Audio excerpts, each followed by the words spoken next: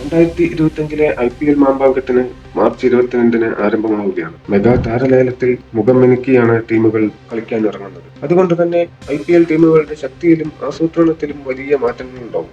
Mega താരലേലം നടന്നതുകൊണ്ട് തന്നെ ഓരോ ടീമിലും പുതിയ താരങ്ങളും നായകന്മാരുമായിട്ടാണ് കളിക്കാൻ ഇറങ്ങുന്നത്. ഇന്ന് നമ്മൾ പരിശോധിക്കുന്നത് ചെന്നൈ സൂപ്പർ കിങ്സിനെ കുറിച്ചാണ്. ധോണി, ജഡേജ, അശ്വിൻ ത്രയം വീണ്ടും ഒന്നിക്കുകയാണ്. CSKയുടെ തന്ത്രങ്ങൾ മെനയുന്നത് ഈ മൂന്ന് താരങ്ങൾ തന്നെയായിരുന്നു. രജിത് രവീന്ദ്ര, രവീന്ദ്ര ജഡേജ, സാം കറൻ, ശിവൻ ദുബെ ഓൾറൗണ്ടർമാരുടെ ഒരു കൂടാരമാണ് ഇത്തവണ CSK.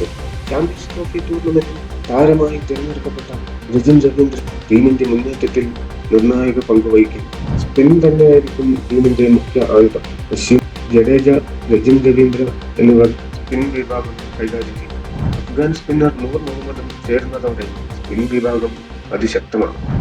ബാറ്റിംഗിൽ ഋതുരാജും ഡെവൻ കോൺവേയും അടങ്ങുന്ന ഓപ്പണിംഗ് സഖ്യം സ്ഫോടനാത്മകമായ തുടക്കം നൽകുമെന്ന് പ്രതീക്ഷിക്കുന്നു. 4, 5, 6 സ്ഥാനങ്ങളിൽ ബാറ്റിംഗിന് ഇറങ്ങുന്നത് ആര് ഇവർക്ക് തിളങ്ങാനാവുമോ എന്നതിനെ ആശ്രയിച്ചിരിക്കും ടീമിന്റെ സാധ്യതകൾ. കൂടുതൽ IPL കിരീടങ്ങൾ സ്വന്തമാക്കിയ ടീം എന്ന ബഹുമതി 5 കിരീടം നേടിയ മുംബൈ ഇന്ത്യൻസിനൊപ്പം പങ്കിടുന്ന ടീം 5 തവണ റണ്ണേഴ്സൊപ്പം 1 തവണ സെമി ഫൈനൽ കളിച്ചു. എന്നാൽ കഴിഞ്ഞ സീസണിൽ മോശം പ്രകടനത്തെ തുടർന്ന് 5ാം സ്ഥാനത്തായി. ടീമിൽ പേസ് ബൗളർമാരുടെ എണ്ണം താരതമ്യേന കുറവാണ്. Matheesha Pathirana, Nathan Ellis, Sam Curran എന്നിവർ കഴിഞ്ഞാൽ ആർക്കൊക്കെ തിളങ്ങാനാവുമെന്നതിൽ ആശങ്കയുണ്ട്. മധ്യനിരയിൽ നങ്കൂരമിട്ട് കളിക്കുന്ന ബാറ്റർ ഇല്ലാത്തതും കോച്ചിനും നായകനും തലവേദനയാണ്.